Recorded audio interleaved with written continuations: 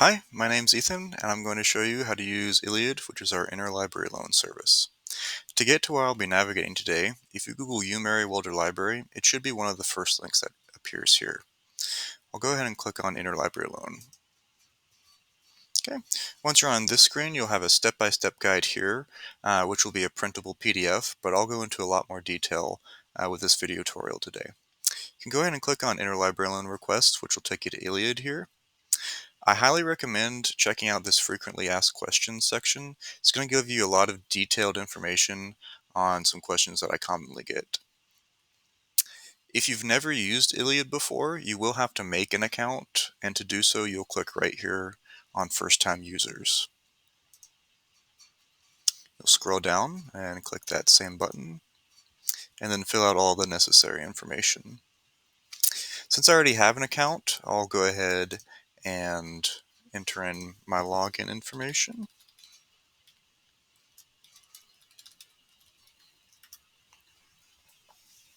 All right, and this will bring you into ILLiad. So, in order to make a new request, you'll go right here to this tab under New Request, and then whichever one is most fitting. Most commonly, article requests are what's used here. Um, in order to fill this out, you'll need this blank article request form. You'll need all of the necessary required citation information. So let's say, for example, you're in a database such as PubMed, which is a really common one. They should have all the necessary citation information available um, in the database where you found the article. So, for example, in PubMed here, it's going to be right above the article title, all of that necessary citation information there. So let's go ahead and enter in the citation information that it's asking for here. First is the journal title. I do notice in this one it does abbreviate the journal title, which is pretty common. You will want to put in the full the full title of the journal publication in order for the library that owns it to be able to find it. So this one looks like it's the Journal of Advanced Nursing.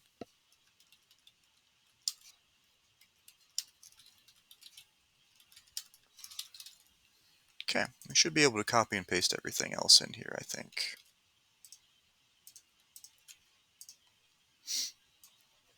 And like I said, the reason why it's important to put in all this information is so that when we send the request to a library that owns it, they'll be able to go out on their shelf and find it. Okay, so this 43 and 4 here, the reason I know that that's going to be the volume number 43 and then the issue 4 is just because I'm familiar with the citation style. You will definitely want to be familiar with whatever citation style that you're using in your discipline, whether it's AMA or APA or Chicago. Okay, so that all looks right, all the required information there.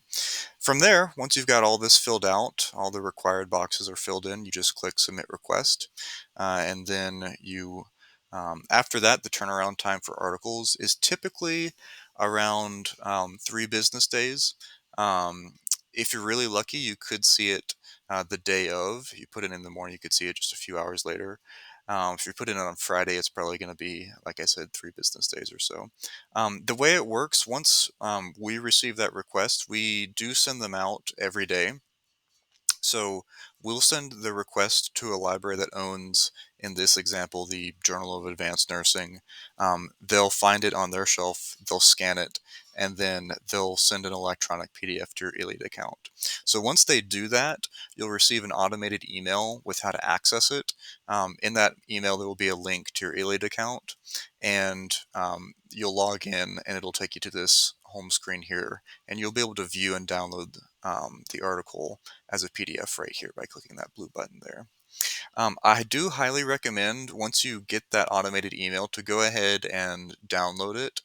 That way you've got the article as long as you need it, and you've got it forever. You don't have to worry about re-requesting it if you ever need it again. So like I said, I definitely recommend going ahead and downloading it. Um, Another example, let's say you've got an article or a book in front of you already, and you're looking at their references and their citations and their footnotes and their endnotes, their bibliography for more research materials. That would be another way, again, to gather research materials. Again, you just have to be familiar with what citation style they're using. Um, let's say, for example, I wanted a book like this one here. That would also be something that we could get through interlibrary loan. The way to do that works almost exactly the same way as an article. You go under New Request and then Book. And then again, you just fill out the necessary information, required information, and hit submit request. Entering in an ISBN number is super helpful. We're able to look it up almost instantly and send it to a library that owns it. The only difference between article requests and book requests is that for books, they do get shipped physically to Welder Library. So if you're an online student, this would not be as helpful for you. Definitely, it would be very helpful if you were an on-campus student for sure. Once we get that request, we'll send it to a library that owns it, and then they'll ship the book to us. The turnaround time for book requests is going to be around, I would say, about a week, depending on where it's coming from in the country. So if you're really lucky and it's coming from North Dakota, you could see it within 3 days. If it's coming from Minnesota, you could see it within five. Pretty much anywhere else would be, I would say, a week to 10 days. So I would definitely recommend doing your research ahead of time and just giving yourself plenty of time to get those research materials in. Once it does arrive, it will be available at the front desk of Wilder Library, and again, you'll get an automated email um, notifying you that it's arrived and available for pickup. Um, Once it does arrive, it is automatically checked out to you. So if there's ever a time where you get that automated notification, but you realize you don't need it, you can just let us know or pick us up and put it in the book drop immediately, and we'll send it back. But you should know that it is automatically checked out to you upon arrival. All right. That's book requests in a nutshell. Another new feature of ILLiad is this book chapter request. This is going to be super nifty, especially if you're either an online student or maybe even if you're an on-campus student and there's maybe a book that you don't know will be relevant for you, you don't want to wait, that full 7 to 10 days. Putting a book chapter request in it essentially works the same way as an article. So we'll send it to a library that owns it. They'll scan that book chapter and then send you an electronic PDF. So again, if you're ever looking through someone's references or their bibliography, and they cite specific page numbers, that would definitely be something, like this, for example. That would be something that we'd be able to get through interlibrary loan as a book chapter request. So that's going to be, again, super nifty. That takes the same amount of time as articles, around 3 business days. Again, if you're really lucky, you could see it the day of or the day after. So that's going to be super helpful again if you need research materials a little more quickly from books. These other requests, theses and dissertations, for example, these are going to be a little bit more difficult to get through interlibrary loan. Certainly not impossible, but um, for theses and dissertations, for example, typically only one library will only own them at one time. And the way interlibrary loan works is we send them to, half a dozen different libraries or more in order to make sure we find one that actually has it checked in and available and willing to scan or send to us. So theses and dissertations are quite difficult to get through interlibrary loan. Again, not impossible, but it never hurts to put in a request. The worst the library that owns it can say is no, or they might not have it available, or it's checked out, or they don't have an electronic copy or a physical copy. But just know that theses and dissertations are quite difficult to get. Again, not impossible.